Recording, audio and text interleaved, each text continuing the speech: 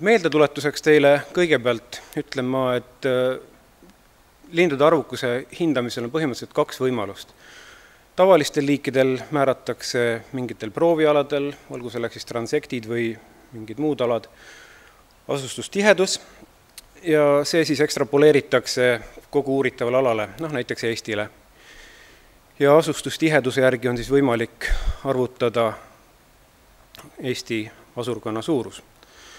Nüüd aruldaste liikidega ei tule see asi päris hästi välja, sellepärast et proovialadele neid pahatihti ei sattu. Ja näiteks kotkastel on tehtud seda, et loendatakse kokku kõik paarid, mis teada, ja siis vajadusel korrigeeritakse hinnakut kas üles või allapoole, et kas siis võetakse välja maastikud, kus teda niikuinii ei ole mingit liiki või vaadatakse, lisatakse juurde piirkonnad, kus me ei jõudnud loendada. Minu jutt on täna konnakotkastest ja nagu teate, elab meil kahte liiki konnakotkaid, väikesed ja suured, ning nende arvukuse määramise või loendamise teeb raskeks kolm asja. Kõigepealt nad on välimuselt üsna sarnased. Nad kipuvad ka üsna sarnastes elupaikades elama. Tõsi küll, suurkonnakotka ja väikekonnakotka elupaigad on erinevad, aga kuna nad niimoodi teatud määral kattuvad, siis saavad nad ka ühes metsatüübis elatud ja see on viinud selleni, et konnakotkad moodustavad segapaare ja ristuvad, mis tähendab, et meil lendavad ringi ka hübriidid, nende järglased ja kokkuvõttes on suur- ja väikekonnakotka loendamine üsna keeruline tegevus.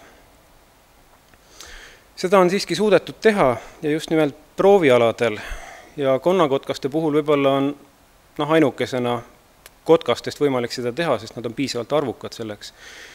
Ja Asko Lõhmuse eestvedamisel võeti kokku 1997-1998 aastal proovialade tulemused saadi väikekonnakotka arvukuseks umbes 500-600 paari ning suurkonnakotka arvukuseks siis suur- ja väikekonnakotka arvukus proovialadel esinenud arvukuste suhte alusel üle-eestiliseks arvukuseks 10-30 paari. Hiljem oleme Kotkaklubi meestega sama lähenemist veel paar korda teinud ja tõsi, oleme saanud umbes samasugused tulemused. Nüüd küsimused, millele ma täna oma ettekandes tahaksin vastata, on järgmised ja alustades kõige üldisemalt, et kas siis meie juhuvaatlustest, mis ka näiteks e-elurikkusse või loodusvaatluste andmebaasi või ükskõik kuhu üles lähevad, kas nendest on midagi kasu mõne liigi arvukuse määramisel? Ja ma konnakotkaste näitel püüan väita, et on küll, seda on võimalik teha. Teiseks, et kui me saame proovialadega määrata sellise 500-600 paarise populatsiooni arvukuse ära, et kas see on meile liiga suur pähkel kogu see populatsioon ka ära lugeda, nii-öelda nägude järgi, konnakotkad ära vaadata, et sina elad siin, sina elad seal ja lõpuks on meil kõik Eesti konnakotkad ära nähtud. Kolmandaks, et kui me seda suudame teha, ja ma ütlen, et me peaaegu suudame, siis et kas me saame umbes samasugused tulemused kui proovialade puhul. Ning neljandaks siis, et millest see Eesti konnakotka asurkond siis koosneb, kui palju on suuri, kui palju on väikeseid, kui palju on segapaare, sellest paar numbrit teile, aga siiski ma sellel ka peatun. Nüüd andmestik, mille põhjal kogu see jutt on üles ehitatud, on tegelikult konnakotka vaatlused kogu Eestist, mis ma olen kokku suutnud koguda viimastelt 20 aastalt. Ja teine ajaline piirang on aastaajaline, nimelt ma jätsin kõrvale enne 15. aprilli ja pärast 15. augustit tehtud vaatlused, et siis vältida rändavaid kotkaid ja püüda ainult siis meil pesitsevaid kotkaid kaasata.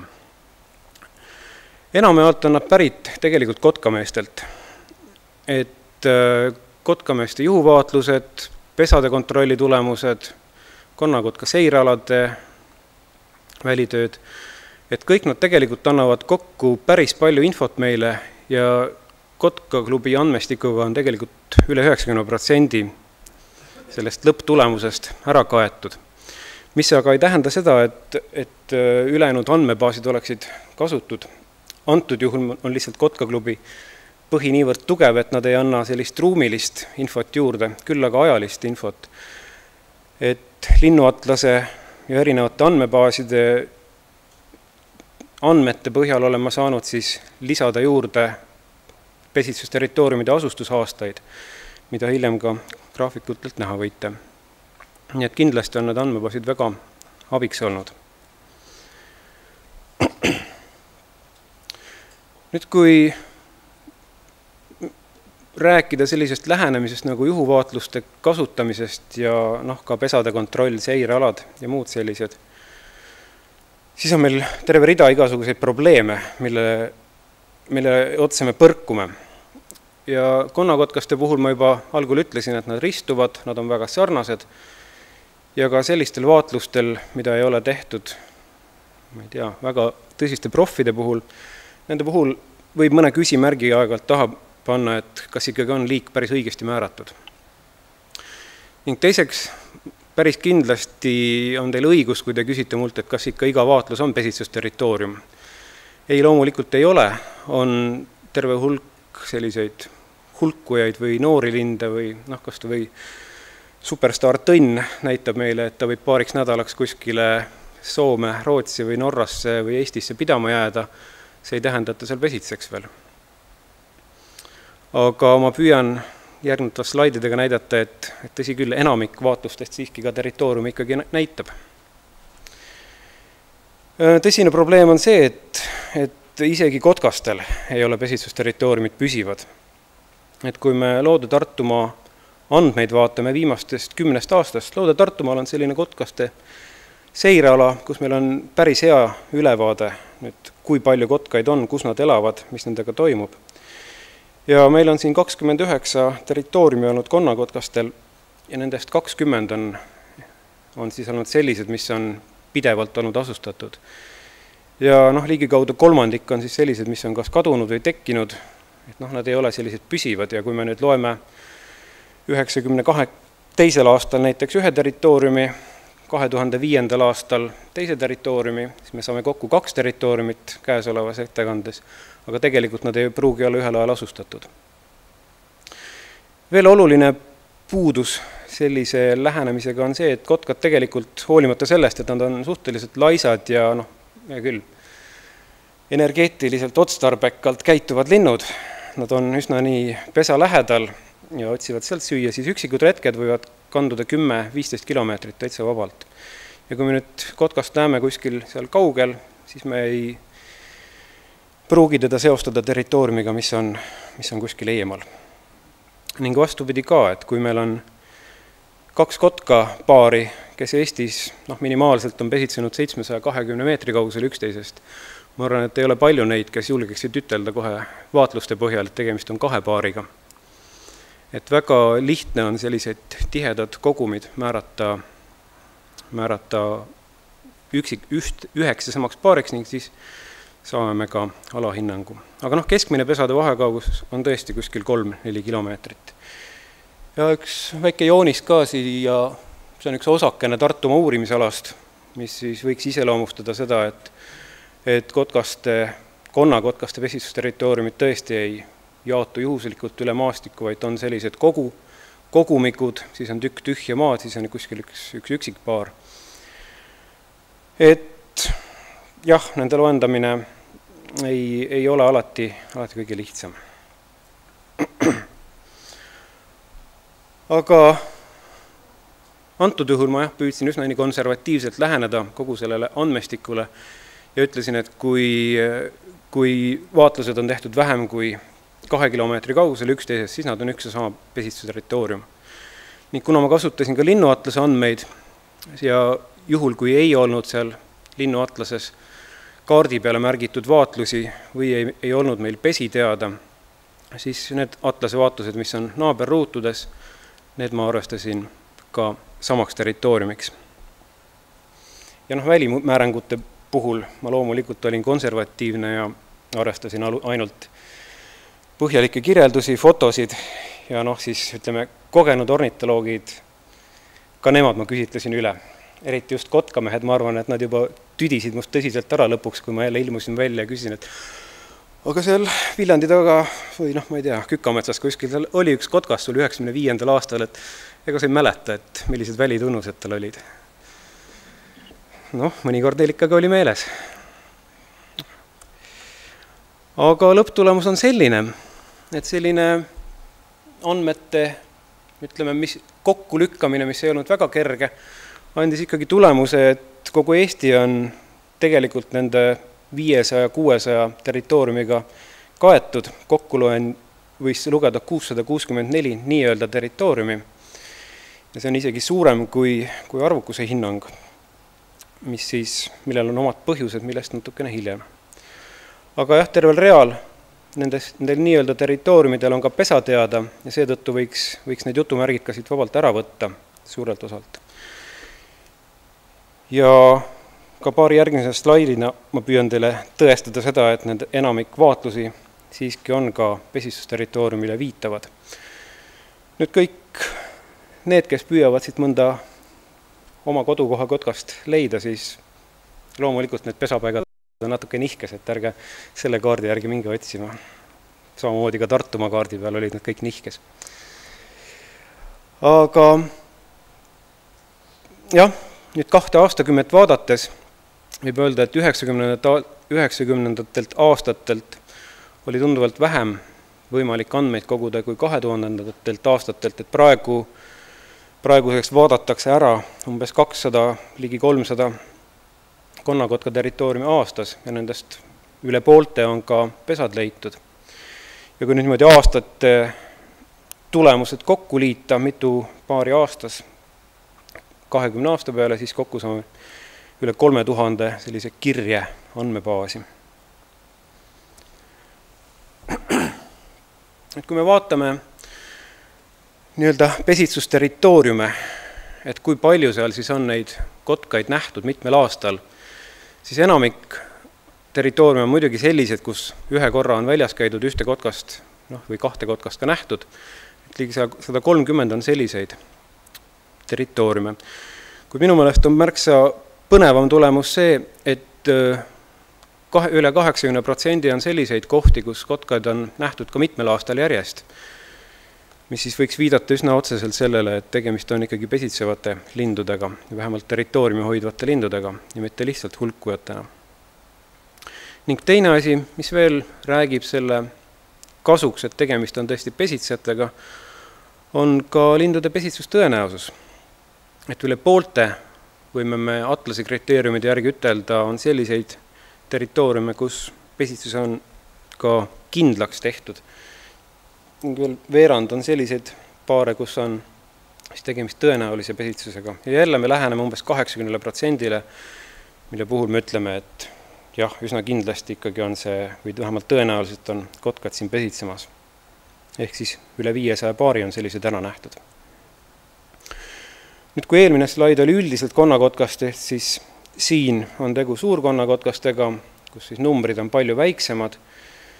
Kokku on 26 territooriumi üle Eesti ära nähtud, kus on suurkonnakotkad olemas ja ka nendest üle 80% on kindlad või tõenäolised. Ma ütleme, et mulle endal oli see slaid natukene üllatuseks, sest ma arvasin, et me oleme suurkonnakotkale nii palju tähelepanu pööranud ja igale linnule järele sõitnud ja püüdnud teda, ütleme, tabada. Et ma arvasin, et meil tuleb siin kõik on vähemalt mustad või hallid tulbad, aga võtta näpust ei ole. Ja põhjus võib olla selles, et hoolimata sellest, et kuskil nähti suurkonnakotkast ja me püüdsime paari aasta jooksul neid siis uuesti näha seal ära, siis selleks ajaks, kui me sinna kohale jõudsime, oli see liik juba sealt ära kadunud. Et lihtsalt suurkonnakotka kadumine võib siis põhjustada seda või ütleme siis otse välja suremine. Ja võib-olla arvukuste jutu kokkuvõtteks siis ka see tabel, kus siis on kasutatud nüüd ka geenimäärangute tulemusi.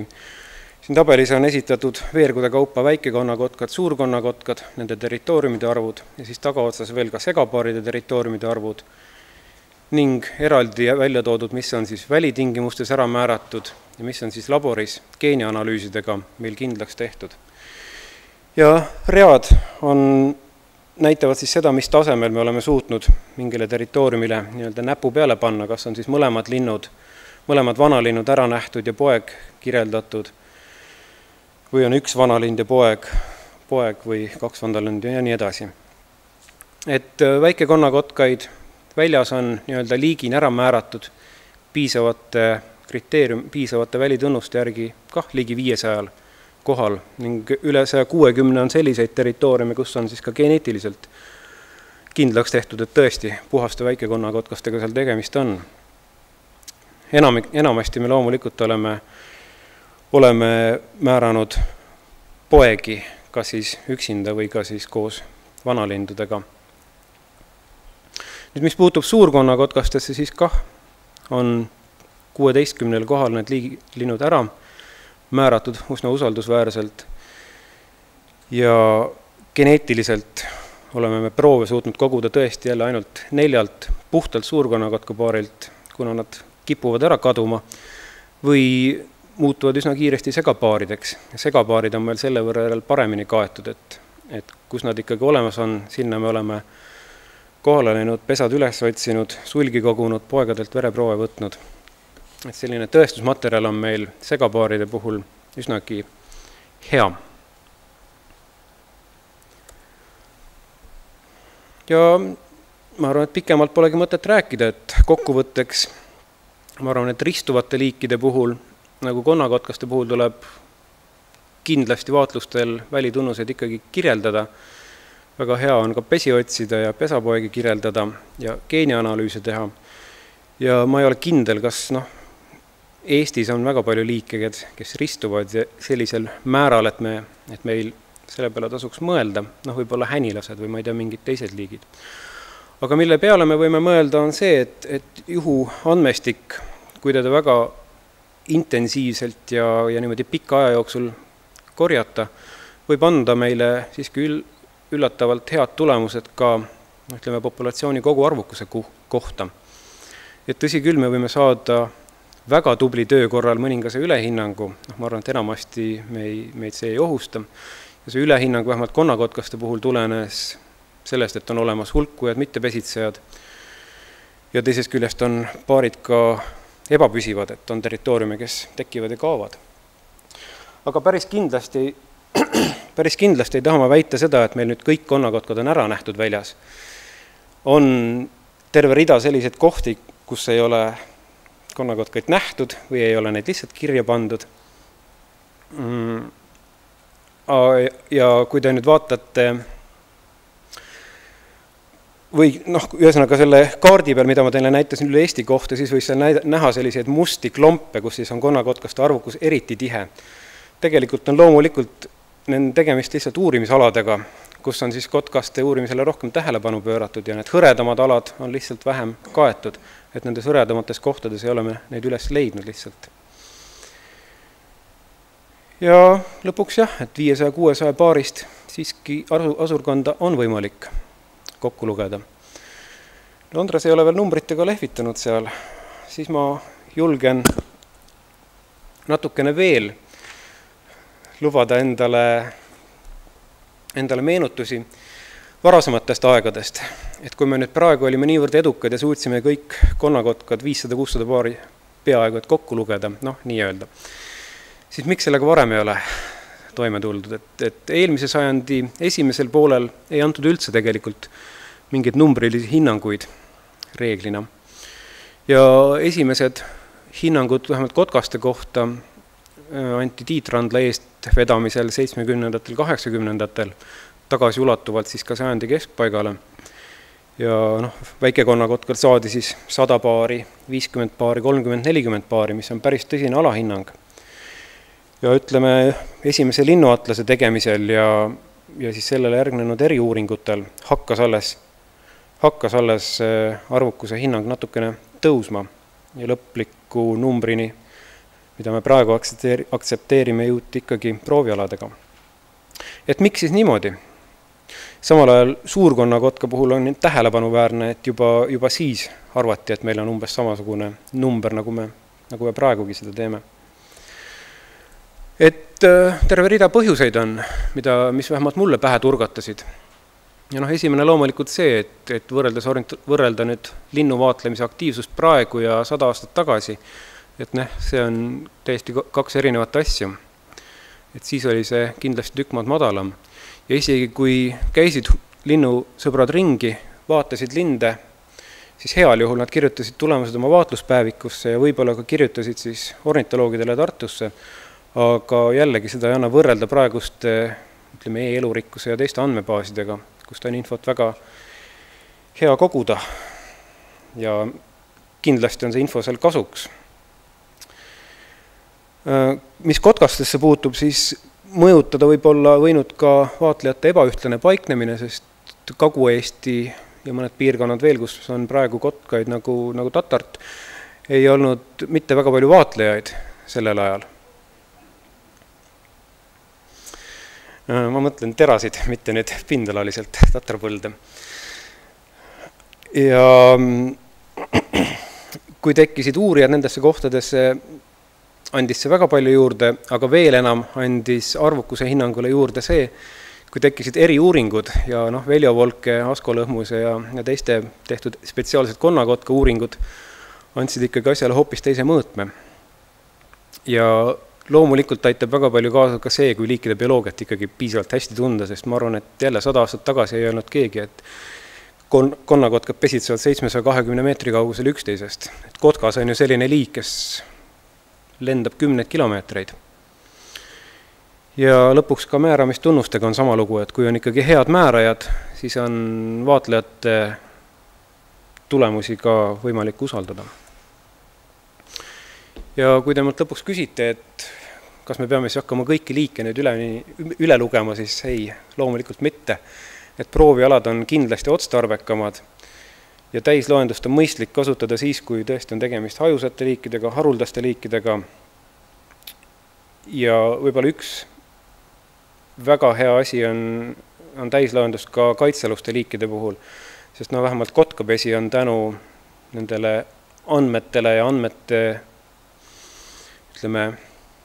tugevdamisele pesaleidude põhjal, et kotkapesi on väga palju juurde tulnud ja aidanud ka nende liikide kaitset organiseerida. Ning lõpuks aitäh loomulikult eeskätt kotkameestele, aga ka kõigile teistele vaatlejatele, kes oma andmeid kättesaadavaks ükskõik mil moel teevad. Jaanusele ja Andrusele, kes avaldamata linnuatlase andmeid kenasti mul juba aastaid tagasi kasutada lubasid. Ja Askole, kes alustas andmestiku kokkupanemist. Ma arvan, et see on üks viimaseid töid, mis on tehtud paberkartoteegi ja Exceli tabeli põhjal, et ei mingit sellist super andmebaasi polnud siin taga, vaid Asko kartoteek, mida ma laiendasin. Ja Olavi oli nii kena ja aitas Läänemaalt andmeid kokku koguda ja selle suur aitäh neile ja aitäh teile kõigile, kes siin täna ära viitsite kuulata.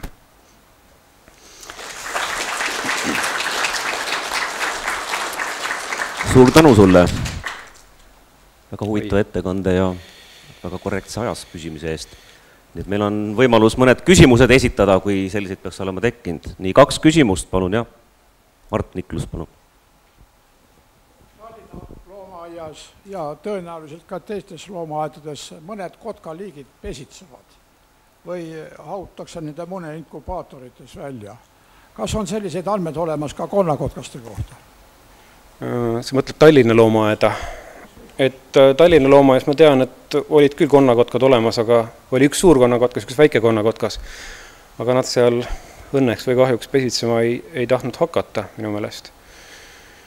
Teiste loomaaedade kohta ma ei oska öelda ja ma tean, et kunstlikult on konnakotka mune küll inkubeeritud ja poegi üles kasvatatud ja seda Lätis looduskaitseliste projektide raames. Aga loomaaedade kohta ma ei oska öelda.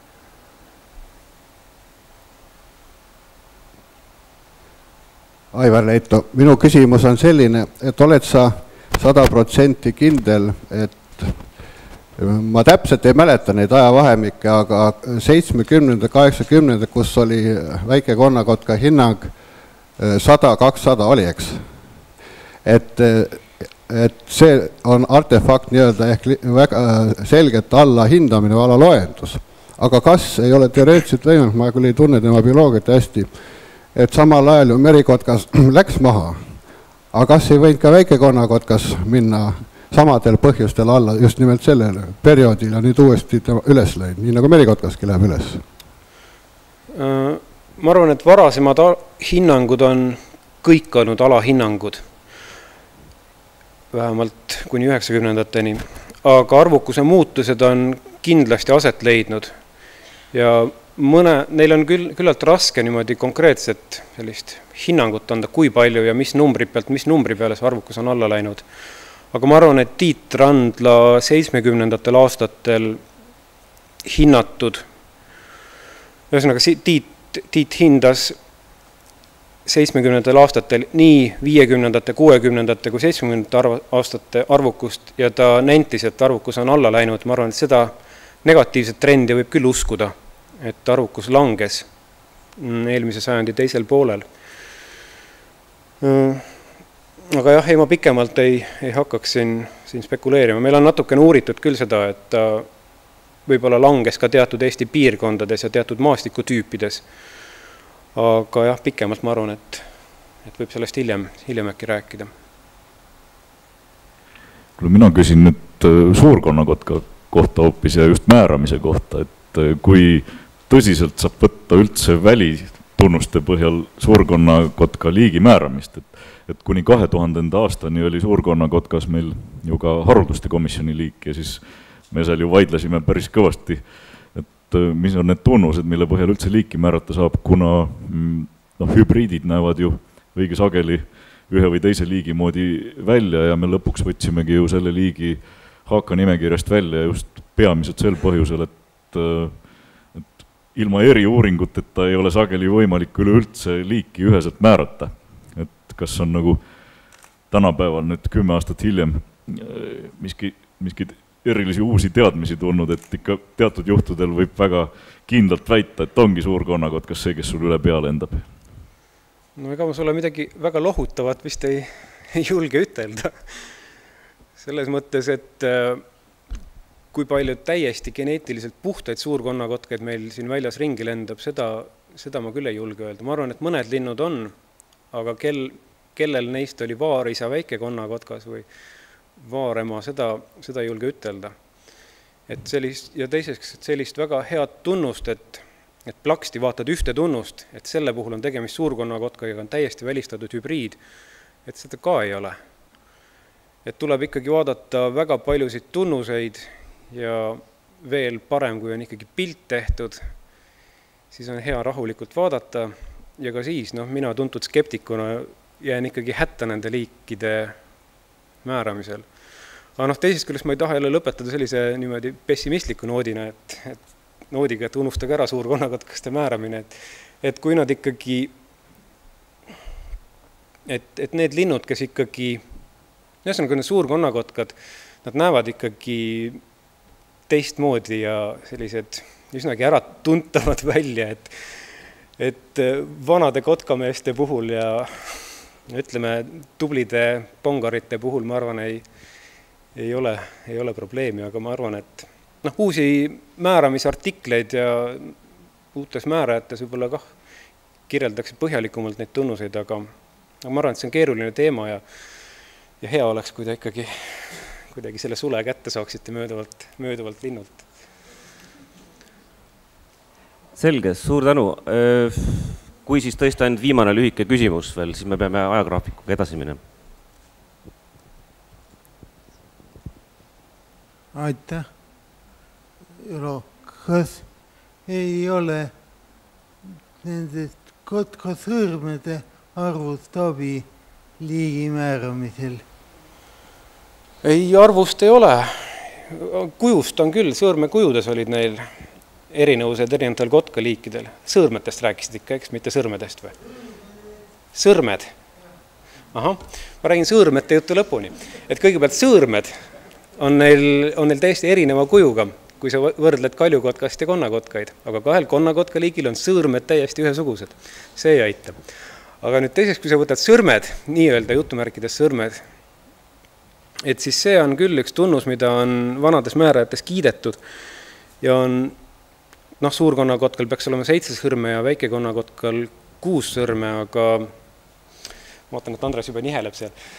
et kõige parem on seda pildi pealt vaadata ja siis ei ole see ka väga hea tunnus. Selge, suur tänu. Tundub, et nende konnakotkaste määramisega on ikkagi nii, et ilu on ikka vaataja silmades. Et igal juhul keeruline see on. Aga suur aitäh sulle, Ülo, ja lähme selle